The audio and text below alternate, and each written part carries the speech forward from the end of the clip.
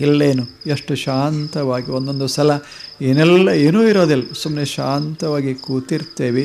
ತಣ್ಣಗೆ ವಾತಾವರಣ, ಶಾಂತ ಮನಸ್ಸು, ಮನಸ್ಸಿನಾಗ ಯಾವ ಆಲೋಚನೆಗಳು ಇಲ್ಲ, ವಿಚಾರಗಳಿಲ್ಲ, ನೆನಹಗಳಿಲ್ಲ, ಯಾವ ಚಿಂತೆ ಇಲ್ಲ. ಈ ನಿಶ್ಚಿಂತ ಅವಸ್ಥೆ ಅದಲ್ಲ, ಅದು ಶಾಂತಿ. ಅದಕ್ಕೆ ವಸ್ತು ಬೇಕಿಲ್ಲ. ಈ ಶಾಂತಿ ಸುಖಕ್ಕಿಂತ ಬಹಳ ದೊಡ್ಡದು. ಯಾಕೆ? ಸುಖ ಇನ್ನೊಂದು ವಸ್ತುವನ್ನು ಅವಲಂಬಿಸ್ತದೆ, ಶಾಂತಿ ಏನನ್ನ ಅವಲಂಬಿಸೋದಿಲ್ಲ, ಏನನ್ನೂ ಅವಲಂಬಿಸೋದಿಲ್ಲ.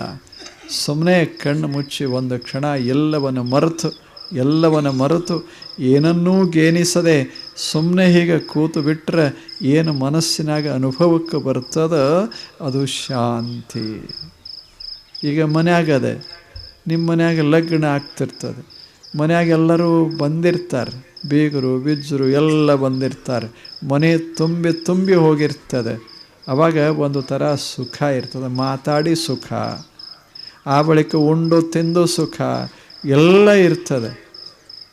ಇದು ಉಂಡು ತಿಂದು ಮಾತನಾಡಿ ಪಡೆಯುವ ಸುಖ. ಆ ಬಳಿಕ ಒಂದು ದಿವಸ ಎಲ್ಲರೂ ಹೋಗಿಬಿಡ್ತಾರೆ, ಎಲ್ಲರೂ ಹೋಗ್ತಾರೆ.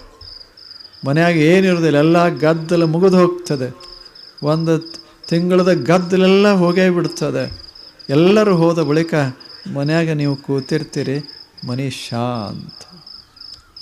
ಆವಾಗೇನು ತಿನ್ನೋದಿಲ್ಲ, ಉಣ್ಣೋದಿಲ್ಲ, ಮಾತಿಲ್ಲ, ಏನಿಲ್ಲ. ಎಲ್ಲರೂ ಹೋದ ಬಳಿಕ ಶಾಂತವಾಗಿರ್ತದೆ. ಅದು ತಿಂದುಂಡ ಶಾಂತಿ ಅಲ್ಲ, ಸುಮ್ಮನೆ ಸಹಜ ಶಾಂತಿ.